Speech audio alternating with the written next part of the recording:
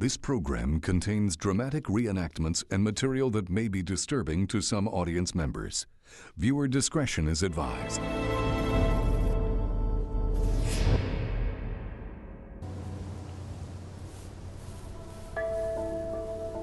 In February 1997, a worker in the sugarcane fields just outside Durban made a grisly discovery.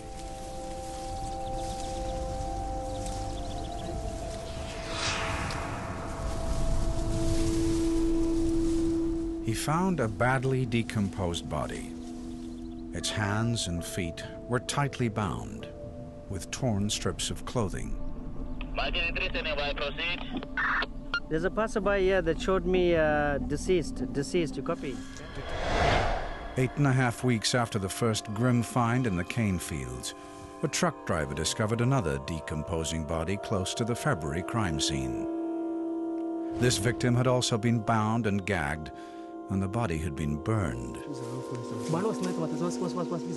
Over the following weeks, more decomposed bodies of young black women were found in the same area, one in May, and then 4 in June. This killer was brutal, but he was also clever. He knew the destruction of the bodies in the crime scene would make it tough for the police to catch him. So far, 7 young women had lost their lives in the cane fields, and many more would die before the police were able to stop the Phoenix Strangler. The examination of the corpses revealed that all of them had been strangled by means of ligatures, and it was quite obvious that wads of clothing or cloth were placed in the mouths of the victims. Serial killers had always been in South Africa, but the concept in the police of investigating a serial killer was brand new. They turned to Dr. Mickey Pistorius, then the head of the investigative psychology unit. American profilers developed a system whereby they would classify serial killers as organized and disorganized. The disorganized, they're not always aware of what they're doing, they have different motives. It's much more easier to catch them because they are so disorientated. The organized serial killers would be more psychopaths. They would be quite aware of what they're doing, they would plan what they're doing, they would select their victims specifically.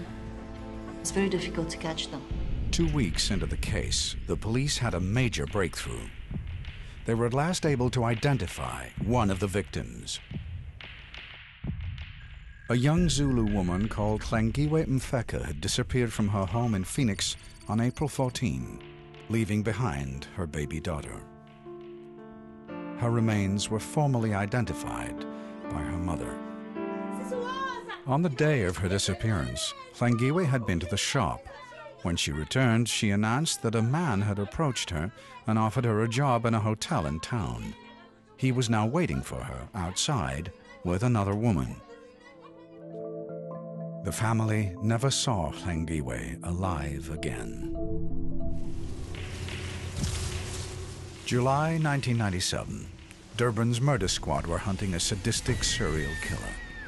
They had just recovered his 11th victim in cane fields to the west of the city.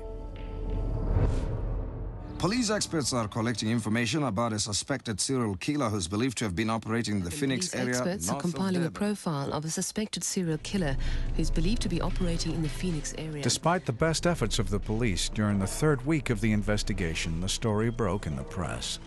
A procession of lurid front-page headlines would now accompany the detectives' every move. Serial killers, we know they're going to kill again and again and again, and until they're either stopped in jail or are dead, it's going to carry on. We knew that the suspect had not stopped killing, and due to the fact that we had found no more bodies, towards the end of July we decided to make use of dog handlers and dogs that are specifically trained to smell out cadavers. Veldhuizen ordered that SWAT teams stake out the cane fields in the hope of catching the killer in action.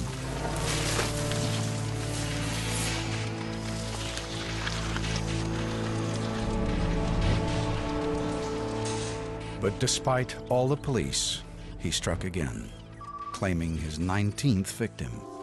I think when this killer killed, he was excited. It's a sense of anticipation.